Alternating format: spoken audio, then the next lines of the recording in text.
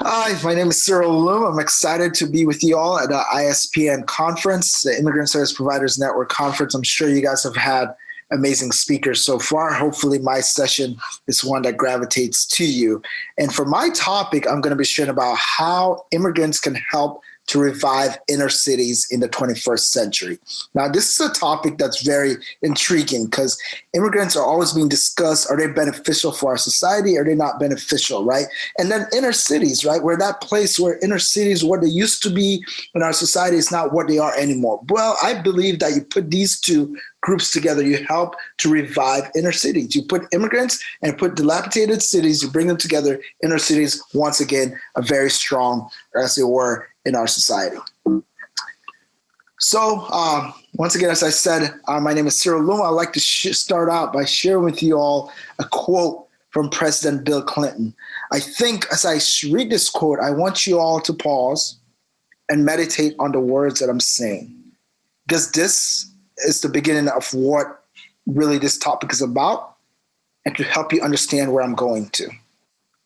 More than any other nation on earth, America has constantly drawn strength and spirit from wave after wave of immigrants.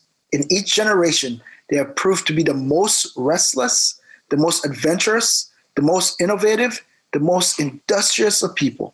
Bearing different memories, honoring different heritage, they have strengthened our economy, enriched our culture, renewed our promise of freedom and opportunity for all.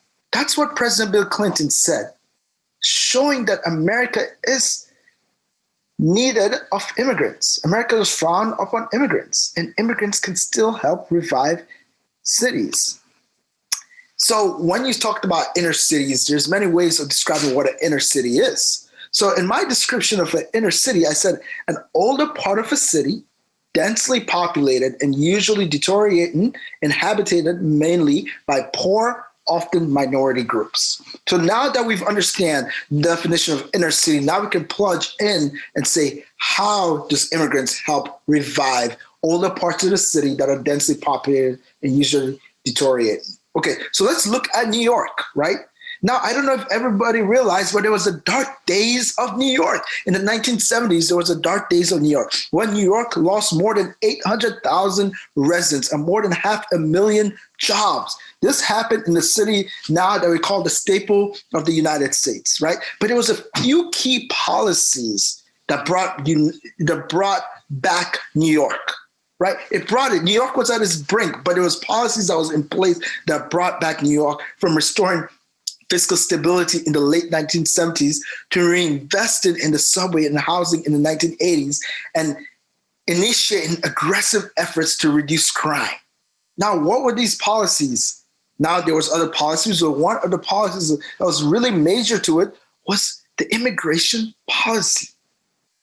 Immigrants played a fundamental role in New York's rebirth. It was immigrants who stemmed the tide, set New York on the path to reassert itself as a truly global city and an economic powerhouse felt across the globe. Now, 80,000 new immigrants poured into New York every year while Americans were abandoning it. And the immigrants came from countries like Dominican Republic, like Jamaica, like China. And you know what? They settled in communities as what we have here today in St. Louis. They settled in similar communities as such in New York.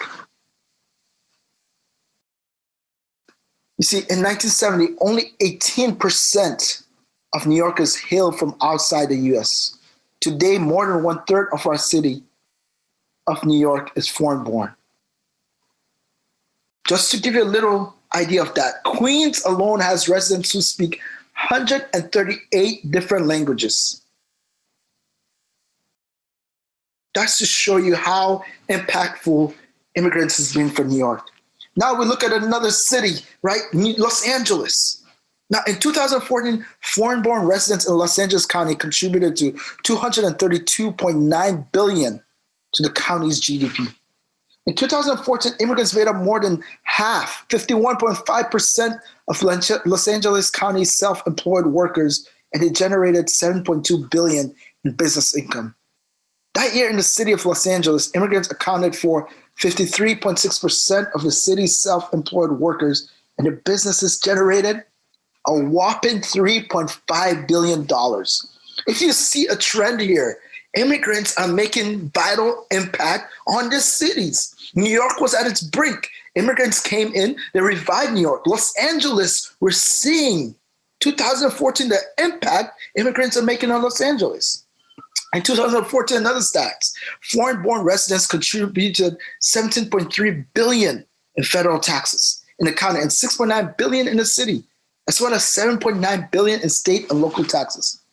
Now, all this was happening while 34.6% of the population, immigrants made up 43.2% of the employed labor force. You see, the labor force was 43.2%. I think we need to understand how vital it is for immigrants to be in our city, how immigrants help revive inner cities. Now, when we look at St. Louis, because we are speaking about St. Louis, yes, in totality, immigrants does help revive inner cities, but let's focus down to St. Louis. Let's see the demographics, the statistics in St. Louis. Let's say, can our city be like the New York, be like the Los Angeles that's booming, be like a Chicago, or be like a Cleveland, a Baltimore, other cities? What is the facts in St. Louis? Well, St. Louis has less than 5% foreign-born living in our region, placing our region with 1/4 the immigrants of the major MSA. The St. Louis MSA ranks in the top 20 in population, but 42nd in terms of immigrants. As recently as 1970, St. Louis ranked among the top 10 largest cities, but a combination of negative net migration and lack of immigration has led to demographic stagnation. Midwest MSAs, including Indianapolis, Knoxville, and Nashville, these are cities that are comparable to us, right? Other MSAs are Baltimore, Cincinnati, Columbus. These are all cities that are similar, but they're boom because they have been able to hop on the immigrant population. But St. Louis, for some reason, we haven't got there yet. I know we're pushing towards there, but let's look at this. At the same time, the region in St. Louis, what has happened? It's not generating jobs. And I'll talk later on about how immigrants want jobs. They're hard workers and they'll move to a place with jobs, right? St. Louis lost 25,700 jobs compared to gains in Kansas City. Now, these are some statistics that's really important for us because what I am building here, I'm sharing with you that this is the inner city. This is how we define it. These are inner cities that were struggling. These are inner cities like New York and Los Angeles struggled, and now they're booming. And St. Louis is at that phase where it's at its crucial point. We can decide what road to take. And the road we take depends on our success as a city. Now, in this section, I want to go about the problems of inner city. And this is not to knock down inner city at all. I love the city of St. Louis and I love inner cities, but this is not at all one bit to knock it down. But some of the city problems is poverty, high crime, high unemployment, dilapidated housing, inadequate education, poor healthcare. Now, one is asking, well, how can immigrants solve this? That's a great question, right? But one thing we can know is that many studies have confirmed a powerful truth, and that's immigrants are less likely to commit serious crimes or to be behind bars than Native Americans. So this is a fact that we know, right? And the other factors that are problems in the inner city, if you look at high unemployment, what are immigrants going to bring? Immigrants are going to get jobs, right? They're going to be hardworking individuals. Dilapidated housing. Immigrants want to live in a community setting. But these housing that are dilapidated, they're going to be moving into these homes. These homes are going to be remodeled. And the good thing about St. Louis is we have agencies, entities that are working in each of these spaces. Agencies that are helping solve poverty, crime, unemployment, housing, education, healthcare. We have agencies working in this sphere. So we have this lined up. So what is needed now? These agencies have been solving these issues. They're doing a great job, but now we need to add the other section to it, which is, I believe, is immigrants. Because once again, as I alluded to earlier, immigrants are going to be working. Therefore, you decrease unemployment. Housing, they're going to be living in this housing. Education, immigrants pride themselves in education, right? I myself am an immigrant. Education is something that's forefront. Healthcare, well, I believe the health industry is going to have no choice but to move forward because the immigrant population is going to be looking for such things. They're going to need to be taken care of. And therefore, the health industry is going to be better, more competitive, right? Poverty is going to go down. Crime is going to go down. Why? Because our city is going to be changing. So once again, in this conference, it's really boiling down is yes, in totality, immigrants can help revive inner cities. But what about St. Louis? Now, this is from the city's website. It says, knowing immigrants in St. Louis, knowing who came from where, when they came, what happened to them once they were here is central to understanding the history of St. Louis. St. Louis has a history, but look what it's alluding to. It's speaking of the immigrants. These waves of immigrants have had their impact on the direction and growth of the city.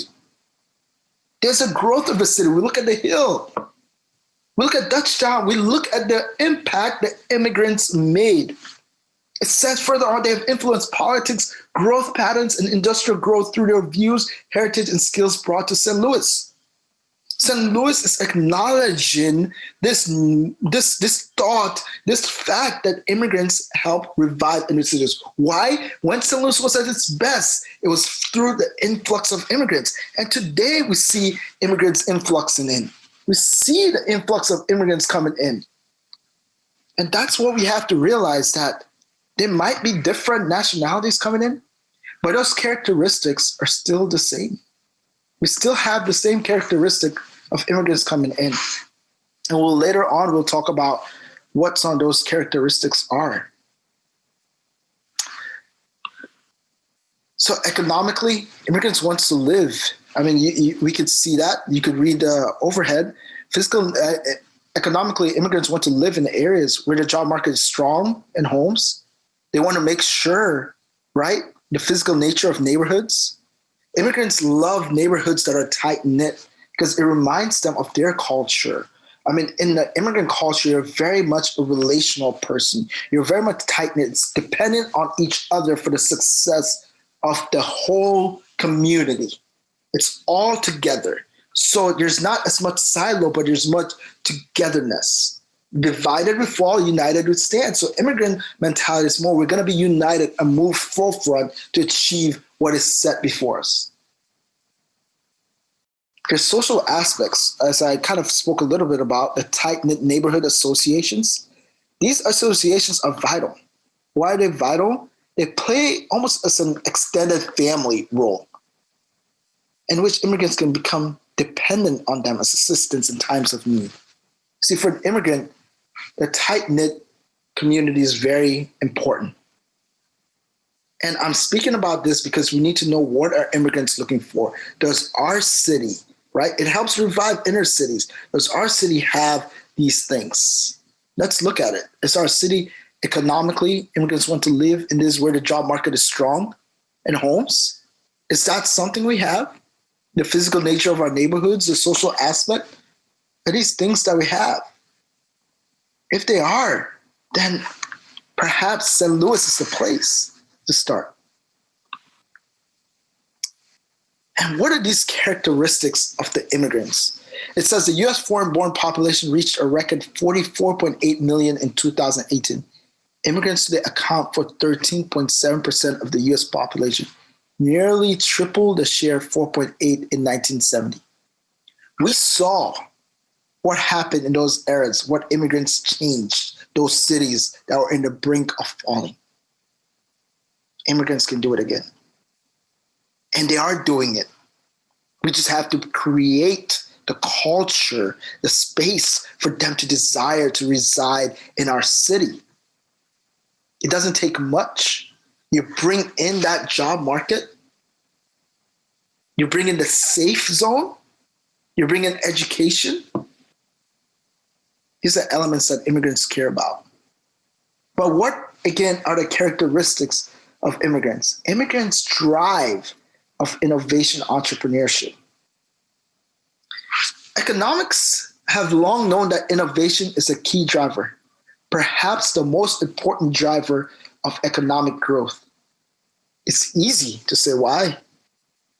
Entrepreneurs and inventors fueled the Industrial Revolution and the tech boom. The creation of new firms and technologies provides jobs, markets, and profits. But you know what's less popular? It's that immigrants are the ones driving this innovation. Co-founder of Google, Sergey Brin from Russia. There are many other immigrants that are innovators and entrepreneurs, and we're moved by force with that entrepreneurial spirit. We are moved. And that's how things become developed. That's how we move further on. Business growth, new opportunities are pulled out. Another characteristic of immigrants is hard workers.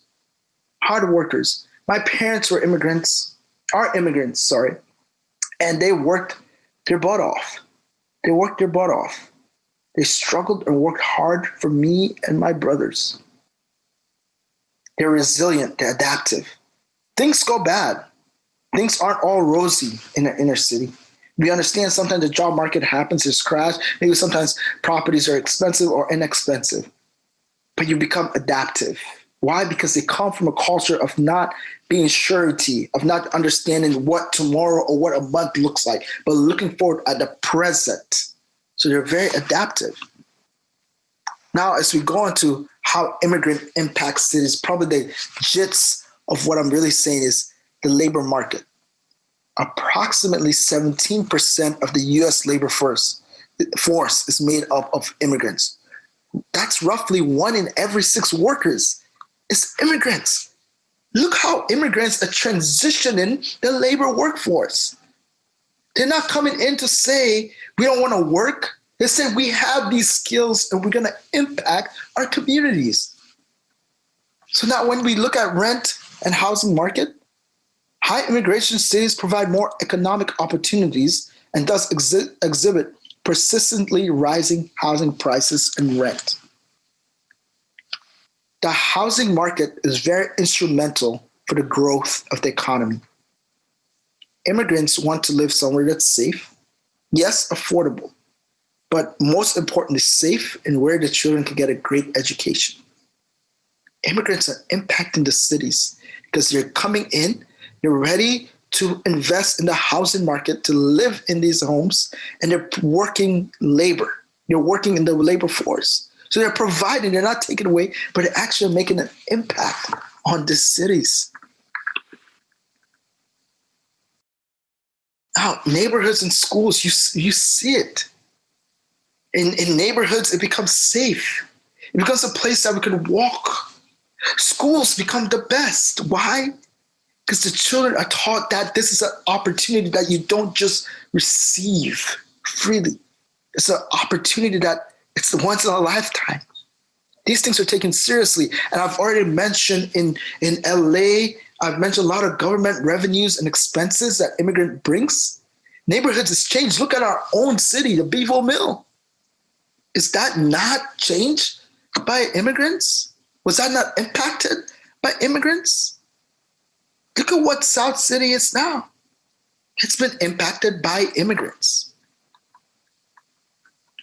So we have to remember that immigrants really do make a difference. You see, immigrants make a huge difference. They impact cities. You know, immigrants contribute 16% of the inventor population, going back to how much entrepreneurial immigrants are. But 22% of the total patents, and roughly the same number we're looking at in citations. immigrants are in that sphere, right? So in those numbers I just said, that's in kind of jumbo, it's translated into roughly 40% increase in the relative contribution of immigrants over native born in inventors to innovation. Do you notice that from inventors to innovation? St. Louis has an entrepreneurial, we're known for that. We just had STL Startup Week. And here we're seeing immigrants in the forefront in this data.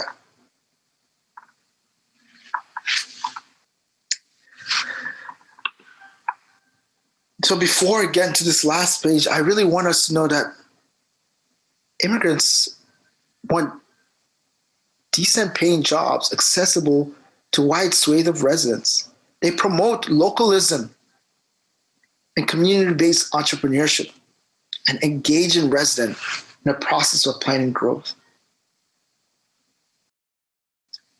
Immigrants revive inner cities. Immigrants truly revive inner cities. The elements are just what I just alluded to earlier. I'll go over them again. So the elements: decent paying jobs, accessible to wide swathe of residents, promoting localism and community-based entrepreneurship, engaging residents in process of planning and growth. These are some of those elements. Immigrants that have helped with developing cities, now we know that they're entrepreneurials, right? So just to read some data off, to cite some data off, there was a research done by Dowell Myers at the University of Southern California. It says it has shown that immigrants increase home values in sagging markets, and Mr. Victor's work at county level has shown that their arrival encourages US-born residents to follow, spurring population growth where it had been declining. Other studies have shown that some of the biggest urban crime declines have been in neighborhoods where new immigrants have arrived. That's most likely because foreign-born residents have lower crime rates than native-born ones, and their population growth in neighborhoods previously full of vacant properties can help restore eyes on the street. These are things that were researched. There's a lot of research out there about how immigrants could help revive inner cities. Now, who are those that have helped it? Alexander Graham Bell, a key figure in the invention of the telephone. Where was he from? Scotland. David Lindquist played a major role in the development of the electrical elevator. Hermann Frisch, a German-born chemist, worked in Philadelphia and Cleveland on mineral exploration and extraction, which can be linked to present-day fracking. These are few minor entrepreneurs, but I'm sure there's many other innovators and entrepreneurs that have played an impacted role that are immigrants to reviving an inner city. The characters of immigrants help: low crime, hard workers, resilient, entrepreneurs, belief in education. These are some factors that we have to look and begin to look at. Cities that showed evidence of immigrants helping with the growth of their cities. We don't have to look beyond. I started my presentation on those cities. I look at New York and LA, and we can add Chicago in there.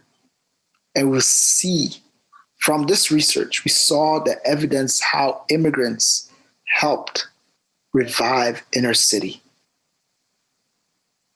Immigrants have done it, and they're eager and ready to do it for the city of St. Louis. It just needs to be looked at different. Now, the immigrants I mentioned in the 1970s that were coming in were different immigrants. Different from country of origin.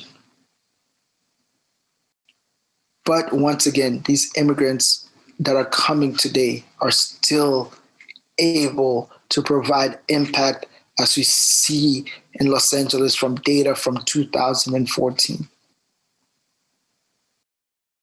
So in wrapping up, I'd like to finish by saying America has always been a nation of immigrants. This is by J.F. Kennedy, right? His book. America has always been a nation of immigrants. I mean, we know that. We see that. And we have to embrace it. It's time for us to embrace that America is a nation of immigrants. And that's what we're about today. That's what we're about. And I like to tell that this is what really this presentation is about today. It's about encouraging us to see that immigrants can help revive inner cities. And thank you so much for giving me time. And I hope that we really come to the point of realizing that St. Louis needs this immigrant population. Thank you for your time. Truly appreciate it. Alrighty, we have one question. What agencies can do to attract more immigrants in the community? So that is a really great question. And one of the things that agencies can do is being very open meaning in the sense of creating a sense of culture that is respectful to hear the voice of the immigrants. And meaning that for a city itself, you want to push towards more job opportunities. So losing the job opportunities really hurt immigrants trying to move into a city. But the more job opportunities that are available, immigrants are going to come into it. And also creating a safe community sense, that's really a very crucial space for an immigrant. Immigrants want security, safety, and such. And I'm saying this because, yes, you're going to help revive the inner cities because they're going to bring in their mindset of an immigrant mindset. But however, creating a culture of openness and then having a job market that's pretty open allows immigrants to come within our communities and all will actually help our communities grow stronger as they did in New York and LA. Awesome. We have another question using the Q&A box. It says, please discuss the assimilation of immigrants. Yeah, assimilation of immigrants is something people don't really consider much. People love to reach out to immigrants, but assimilating immigrants is a different sphere. And that, again, is really where the openness is built on. It's taking the culture of immigrants and adapting it to our culture and seeing that there's not much of a difference, but rather a strength that is brought into it. And that's really the big thing of this presentation, show that there's a strength, the entrepreneurial strength that immigrants bring in, but there's more than that also to bring in. So in creating that assimilation, it's being willing to listen. And when you're being listened, also taking intact what they're bringing in and seeing that it is valuable. It's not less just because perhaps they don't speak English or a different language doesn't mean that they're less. And we have to take what they really bring in as value. They're bringing some constructive things to our society. And if we start seeing them and providing them with opportunities, positions in which they can be in leadership roles, that really helps in the assimilation process. Thank you for that question. Thank you, Cyril. We have another question that says, what are reasons that impede assimilation of immigrants? Can you repeat that question? What are reasons that impede assimilation of immigrants? So one of the biggest reasons I believe, and there's not strong data on this, but I believe that when immigrants are looked down upon, when immigrants is seen as the ones that that have the lower jobs, that impedes assimilation of immigrants. Or when immigrants aren't taken as knowledgeable, they're more seen as a charity case. So when you create that ideology that the immigrant's more of a charity case, you're hindering the growth potential of the immigrant itself. And at the same time, then you create more of a barrier. There's a dividing point. You're going up higher and the immigrant goes lower. And that really impedes assimilation because then you're creating the status quo that we're never going to be equal. So to really assimilate, We have to create a culture where immigrants' voices are heard and they see it as an equal. Alrighty, we have another question. With the current anti-immigration sentiment in Missouri, as well as other states, how to project a sense that they will be safe and secure here? And that sense of safe and secure comes from entities as Immigrant Service Providers Network, ISPN. We have a lot of organizations working alongside immigrants. That's the only way. It's not the government's job. It's us as individuals working and serving with the immigrants. It's our job to create that safe place. Yes, in totality, yes, the government does create a safe place, but if an individual, because an immigrant is very much about culture, community sense. So if the community creates a culture and where they feel safe, respected, loved, then that trumps the culture that's created by the government, because it might be the entire government's against immigrant, but if you have a handful of individuals walking alongside immigrants and said, we appreciate you, we love you, we cherish you, and then immigrants are feeling secure. So once again, in a nutshell, I think it's the job of the entities serving immigrants to create that comfort zone, and also for the community people to create the comfort zone, and let's not rely solely on the government to create that comfort. Awesome, thank you. Another question is, how do language barriers influence the process of assimilation? Well, language barriers are always gonna be around, and that does, of course, make a big influence of how assimilation occurs, but it's us being sensitive to that. Are we sensitive to it? For example, COVID's happening. Well, are there languages being translated in various languages so everybody can be sensitive that it's not just English, it's not just Spanish, there's people from the Swahili speakers, there's other speakers throughout the world that are in St. Louis. So we need to be sensitive to those things. So in a nutshell, we have to be able to create things that are always aware that it's not just only us. We have to start looking outside us and seeing who are the people that is within our region, who are the people in our cities. Let's make sure that anything we create, they feel comfortable, that they can be able to join it. If they're entering the hospitals, things in different letters, right? Are they in different languages? So in really making sure that the immigrants feel connected, language barrier is not an issue. It's making sure that we address that in the forefront. Let's do a better job in knowing that every place of business, everything that we do, we're gonna work along. I personally love to walk along with an immigrant. So for me, myself, every community I go to, I connect to an immigrant within that community. That could become my translator, and I create a relationship. So for me, my biggest component is I am reaching out to you, but in reaching out to you, I'm also having someone within your community that knows you best reach out to you. And just to add into that, I myself am an immigrant, and language is always going to be a barrier, but we have to look beyond language, because there's a language that's beyond spoken, and that is the language of love. It's a language of love that immigrants feel, and that's a language that could break a lot of barriers and make them feel wanted. Oh, that's an excellent point, Cyril. Thank you. A couple more questions. So someone mentioned, how do immigrants impact the education and healthcare system? We know you touched on this in the presentation, but would you mind just recapping? So in regards of healthcare, I'll talk first about healthcare, is that immigrants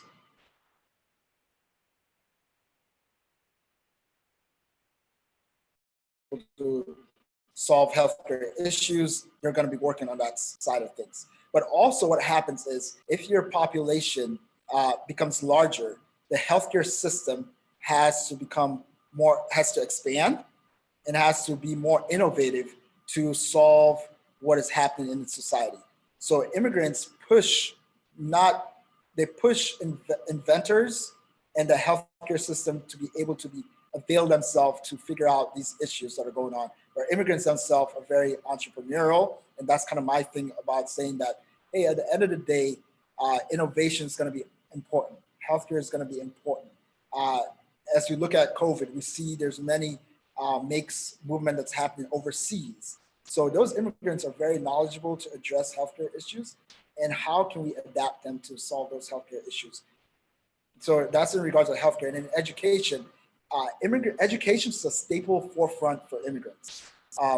every immigrant is probably told, it's kind of hard for me to say every immigrant, but immigrants are told that education is kind of your key to success, your key to living that American dream is education. So therefore, as an immigrant, they're gonna input in those education systems. They're gonna actually make an imprint. Why are they gonna make an imprint? Because they're gonna be working hard in the education. They're gonna be pushing the school system. They're gonna be the best and brightest, and they're gonna be desiring that better education system.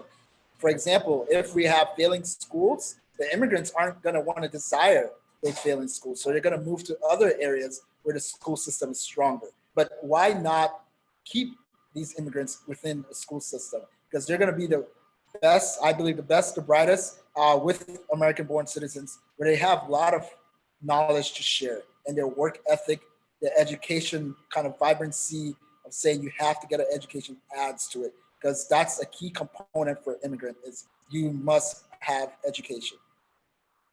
Awesome, thank you. And I think we have just a couple more minutes. There's one last question that is just asking for you to share some simple things that individuals can do to help immigrants feel more welcomed at the workplace, in the neighborhood, and in public places. So in the neighborhood, a simple thing that people can do is have a community day. Really just have a community day. And when you're having that community day, you don't have to be so-and-so your title. St. Louis loves to ask, about where you're from, what do you do? It's beyond that. The immigrant doesn't really want to know where you're from or what you do. They see people and they want to connect with you. So in the community, I encourage just having a community fellowship outdoor and making it a fellowship in which everyone's invited. And in the workplace, the language that we use in the workplace, the culture that we build in the workplace, is it a culture that's more dominance of the Western culture, or is it a culture that's open to appreciate difference, right? For example, when someone has an accent, right? How do we refer to that person? When someone's speaking, do we act as though they're speaking, they're less educated because they have an accent? So these are things in the workplace that we need to pay attention to. We need to create a culture where everyone is appreciated, where everyone can have feedback. It's meaning that in the workplace, reach out to the immigrant, ask the immigrant, what are things we can do better? Let them have a voice in it. And how can we make you feel more welcome? Those are questions that we can start out, making sure that they feel welcome.